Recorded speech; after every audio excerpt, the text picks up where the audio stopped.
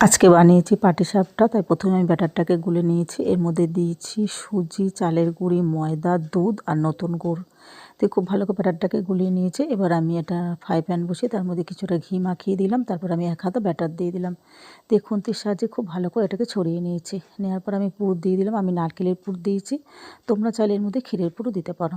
দেখো আমার পাটিসাপটাটা রেডি হয়ে গেছে। এবার আমি পাটিসাপটাটাকে নামিয়ে নেবো।